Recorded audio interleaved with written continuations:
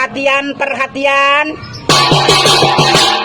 Para suami-suami yang bertanggung jawab, taikin duit belanja bini.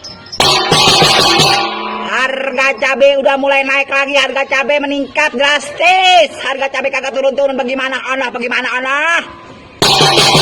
Woi, yang punya wewenang, harga cabai turun-turunin, anak kesian, anak ibu-ibu pada kalang kabut. Bagaimana sih anak? Ya Allah, kesian banget ibu-ibu beli cabai doang, sampai 50.000, anak bagaimana anak? Kemarin 50.000, sekarang udah 65.000, bagaimana anak pemerintah? Harga cabai turun-turunin, anak kesian, anak ibu-ibu pada kalang kabut, anak lakinya nggak pada ngojek, kasihan yang gaji bulanan, kasihan. Jadi ibu-ibu pada kagak nyambel, kasihan anak ibu-ibu yang pada doyan cabai kagak pada nyambel. Lakinya pada punya pikiran, anak bini tambahin